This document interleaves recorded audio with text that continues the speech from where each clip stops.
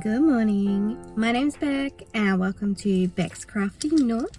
Today's market day, it's Sunday and we're starting off in the Macca's car park local to my house because this market is at Dreamworld, which is very close to my house. It's about 5 to 10 minutes away. It's a nice overcast day. It rained all day yesterday. I was so worried that I wouldn't be able to come, but it's on rain, hail or shine. But you can transfer if you like to. I messaged them about this market last week when I was going to the Carrara markets and they did not get back to me. And then I posted a few things on my Instagram about my market setup, and I messaged them again and they got straight back to me. And then I sent them photos of my table and stuff. And they invited me to come for a $20 booth fee. So that was pretty good. So they invoiced me and I spent my last $20 that I had in my bank account. I've got a little bit of cash, but I spent my last $20 from my bank account on this market. So pretty low risk for me.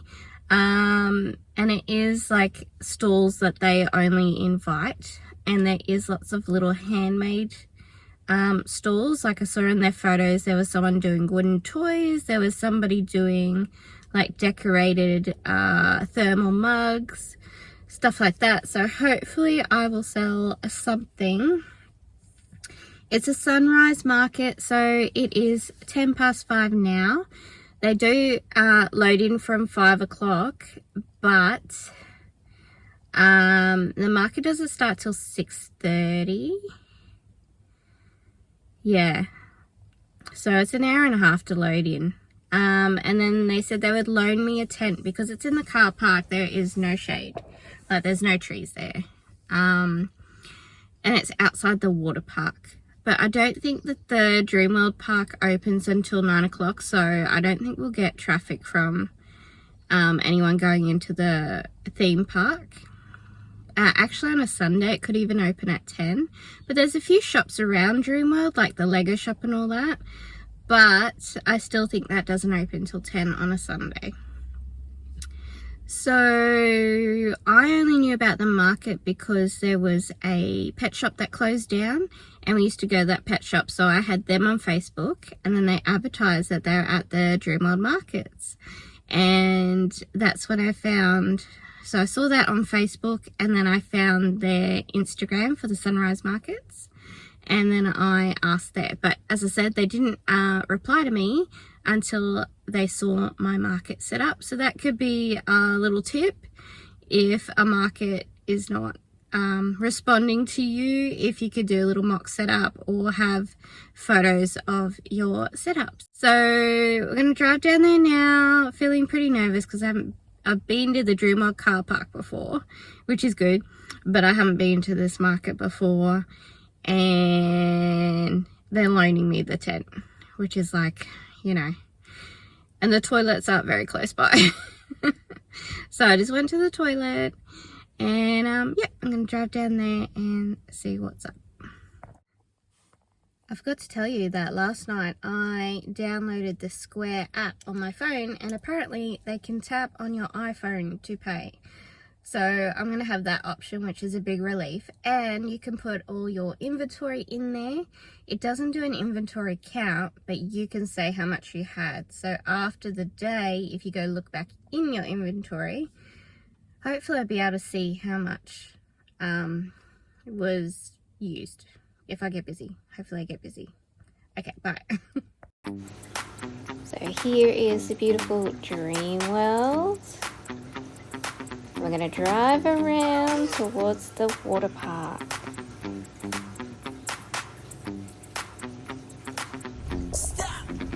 Here's the water park, and right down the end you can see the tents. Here is my before the market shop. The girls took a beautiful photo of me with my stuff. The table.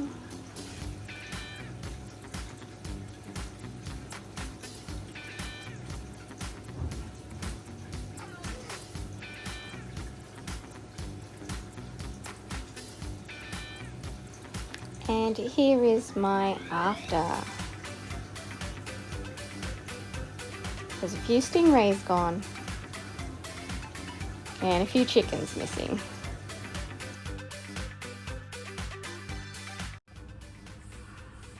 Okay, it is a couple of days after the market and I have time to sit down and go through the recap with you.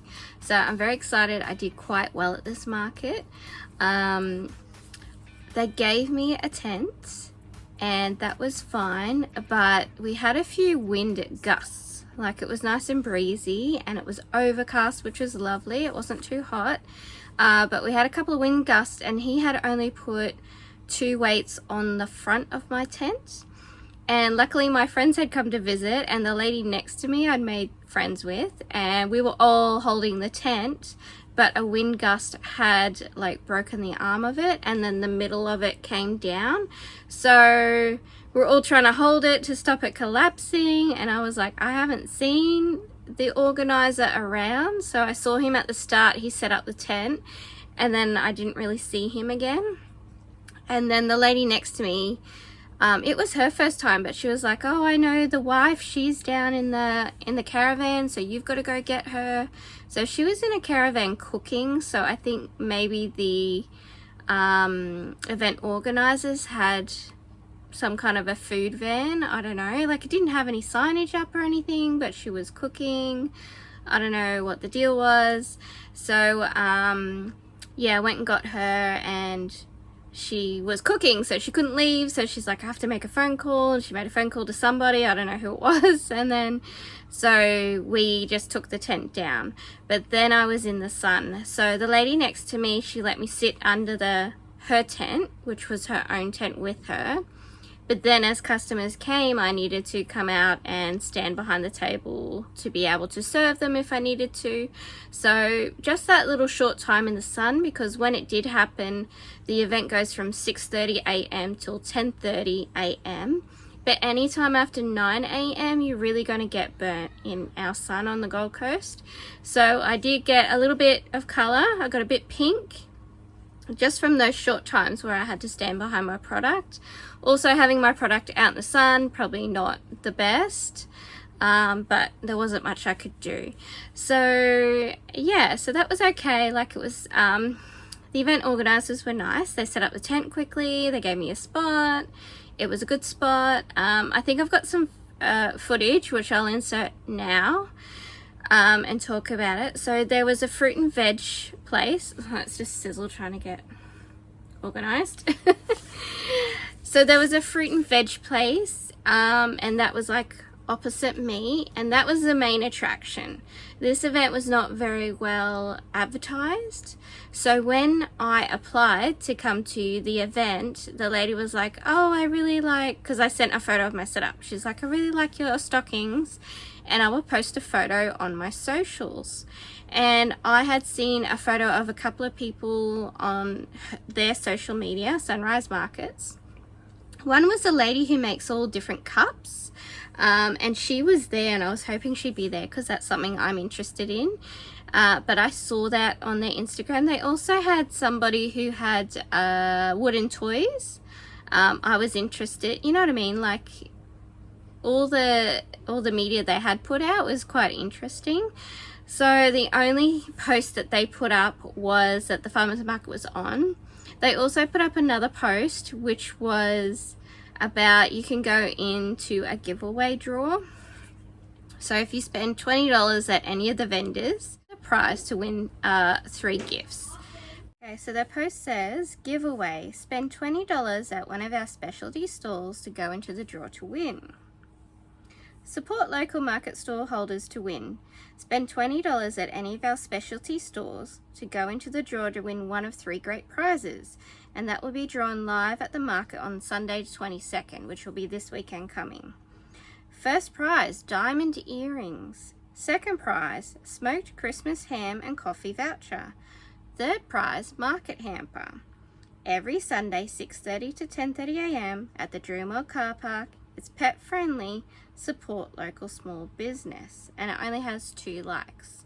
Now, the thing about that is, I had people spend over $20 on quite a few items at my stall, and the organizers did not give me any information. There was no way for my customers to enter this drawer. So like that seems to be the main thing that they post on their Instagram, and then like their main trying to like pulling point, and yet there was no way to enter the drawer. So that was a little weird. Also, when you pull up to Dreamworld, there's like a, not a neon sign, but a sign up that's, you know, lit up, and it says about the twilight markets, but it doesn't say anything about this Sunday market. And so as you drive into Dreamworld, there's just a little board with it written on there like fresh flowers, which they didn't have. Like, I think they've got to be careful with what they're saying they have and they don't have. They have had in the past fresh flowers, but as you're about to hear, a lot of people aren't doing well at the markets. And I'd say it's because they're just starting them up. But I think the event organizers have to sort of think about things a bit better. And they need to advertise and then try and get vendors in. Because if a vendor's not making any money, they're not going to want to be there. But if you don't have vendors, then you don't have a market. So back to what I was saying before. The main event of the market is the fresh fruit and vegetables. So they were set up across from me. So it was like a little U, and I was on this side. So they were there. And then next to them was a guy who was selling just eggs. He must be a farmer as well. And next to them was a lady selling some kind of jewelry. And then I couldn't see what was after that. Then at the end they had of the U, they had all the food trucks, and then coming down this other side of the U was the lady who organizes it in the van cooking something. I don't know what was going on. And then so they must have they had like a coffee truck, they had another truck, I don't know what was there, then they had her cooking something, but there was no signage of what to buy or whatever. And then they had a lady who sells honey, and she was doing very well. So I'd say she's been there for a long time. I'd say she has her own audience. I think if you have your own audience, not a problem. There was a lady next to me who I made friends with, and she was selling bric-a-brac, so just stuff out of her garage. Her daughter also was a crafter and made bits and pieces like me, so she was selling little bits and pieces of crafty stuff. And then there was me with my crochet craft, and then next to me was the cup lady, and then next to them was a lady with a very small table. She didn't have a lot of stuff, and I think it was just I don't even know what she was selling. It was some kind of jewelry or bits and pieces. Yeah, and then in the middle of this U, they'd set up there was actually no, sorry, two back-to-back like stalls. So one was candles. Next to her was like prints of pictures, and I can't imagine that she would have done very well at all. And then there was, so that's them here, and then on this side of them back to back was, they were in the middle, was like jams and preserves, or maybe flavored oils. And then something next to them, perhaps it was bric-a-brac. They had the best shade in that middle because I think the sun was coming this way, so they were shaded. Like probably this side were in the direct sun, and then this side they were shaded. And then next to that in the middle was this cute little seating area, but there was only like 4 little picnic tables. You know the picnic tables where they have like the chairs attached? So they only have 4 of them, so I knew it wasn't going to be crazy busy. So anyway, my friends turned up from my old work, from my education work, and they came to support me, which was really so nice because the night before I was supposed to go to dinner with them. And I said, oh, because we'd all sort of forgotten about it. We'd organized it for a couple of weeks before, and then we sort of had a bit of financial trouble with my partner getting paid, but he's been paid now, so that's all good. But I was like, I didn't make any money at the market before, and I said, I wrote in the chat and I was like, oh, I'm really sorry, I don't think I can come because we're just really strapped for cash and I'm doing my market tomorrow. I'll have to get up early, so I can't come. But despite all that, they actually came to see me early the next morning, so that was so nice. And Most of them purchased something from me, which was really good. So I made about 200 and they spent about 100. So Janaea had bought, you know, when I started crocheting at work and stuff, Janaea had bought a loaf cat from me, and her 2 little boys just loved it. So she bought 2 chickens, a chicken each for them, and they both chose a white one. And she bought a stingray for herself. So I'm going to get into like why I thought some stuff sold as well. So she did that, and Caitlin got 2 stingrays for her kids, I think it was. Brody's sister is just about to have a baby, so she bought a pair of baby booties. And Georgia bought 2 stingrays. Then we had a few people come through earlier than that. A lady with disability and her friend came up, and she was like, so yeah, she was holding everything to see how it feels, and she actually questioned me a lot on how I made them, like what yarn did you use, and does the yarn hurt my hands while I'm crocheting? So I sort of said yes, you know, the chickens are made from burlap blanket yarn, and that's quite thick. It's a different feel to the chenille yarn. And I was saying the stingrays are made out of chenille, and so is the leggy froggies, and so it's a different feel, a different texture. So I handed those to her so that she could feel them and see what she thought. Because that's, Janaea bought her loaf cat because she likes the feel of it, to squeeze it and to hold and all that sort of thing. So one thing I have noticed about these products is people are looking for sensory items. So the stingrays are quite good for people to hold and just like squish in their hand. And because some of the yarn, I actually doubled it up because it was too fine, like this rainbow one. I had to double that because it was just a little bit finer, and it was also slightly a different feel. So people were squishing them and choosing what color they liked and the feel of the squish. And then with the leggy frog, like when you, I've got them all packed away, but their legs like jiggle everywhere. So she enjoyed the feel of the yarn and the jiggling. So I think she was quizzing me because she wanted to make sure that I was actually hand making them for the price of them. But nobody had a problem with the price, so that's definitely a good market for me, I think. And some people are interested but hoping that you'll be there next week. So I am hoping to go next week, but I'm also going to take some bric-a-brac. So I've got a heap of clothes, like I said, that I could take to the Crochet Market. I've got toys that I've been cleaning out of the girls' room ready for Christmas. So I'm hoping to set up another table with that stuff and possibly buy myself a tent. If I don't, I think I would ask to loan one of their tents again this week, but I have weights. We've got weights from a tent that blew down in a storm. I hope that's not going to annoy you, Sizzle licking her foot. And so I can take my own weights, and then at least I'll have 4 weights. And once you paddle, you can't stop. Hey cutie, so look, if I stop, she's going to complain. So what are you doing? Why didn't you pat me? But if you don't like give her pats or anything, she'll just go sit by herself all the time. So anyway, okay, my phone keeps running out of space, so I've got to wrap it up quick, right? So then so I noticed there's a fidget. People are interested in fidget type stuff, and there's lots of dogs. So many dogs, because it's dog friendly. I thought I had an epiphany this week, so I'm just going to keep all my normal stuff because I've still got heaps left. I do have a pattern for little sloths, which I want to make, so we might make some sloths. But before I do any of that, I'm going to make doggy bandanas. And so I'm going to make them in the three or 4 sizes, maybe X, small, small, medium, large.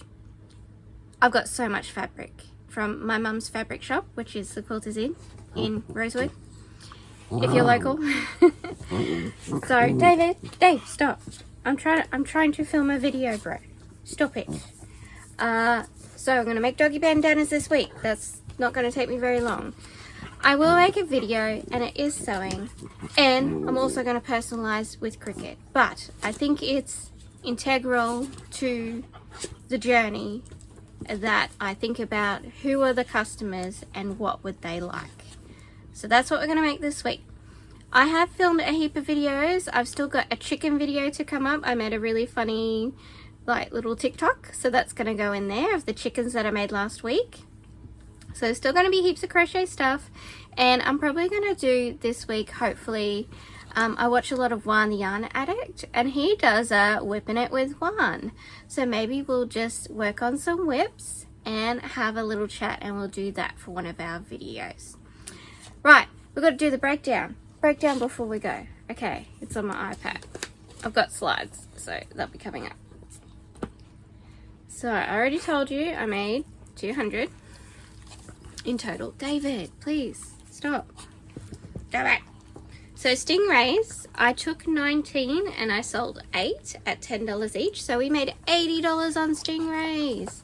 That was such a cute little, you know, thing for people to buy for their kids or as the fidget toy. We sold 3 out of 11 chickens, so 2 to Janaea for her children, and 1 from another lady. I noticed a lot of South African people coming through. So another lady, she had a South African accent, and she said that her son's nickname for her daughter is Chicken. So she bought a little chicken. So cute. So they were $25 each. So only 3 sales, we made $75. Then we had our leggy froggies. 1 out of 8 froggies sold, which was to the lady for fidget reasons, or she just loved him. She really liked the dark green one, at $20 each. 1 baby booty to Brody for the baby shower gift, which is what I thought they'd be for. Another lady was interested, but she had a toddler. So I explained, you know, I just make the newborn size, mostly for people to have as a gift. Profit and loss. Our booth fee was $20. The square fee was $5.54.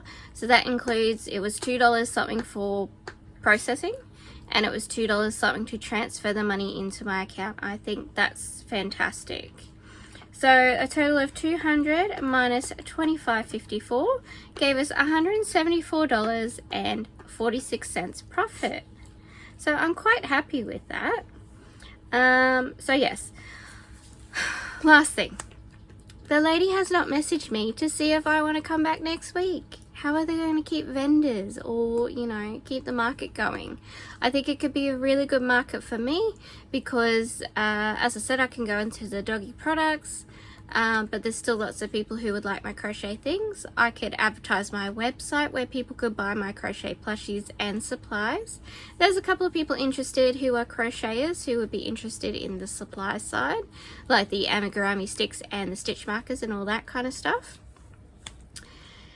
And yeah, the prices were not a problem for anybody there, so that's you know, a good plus for me.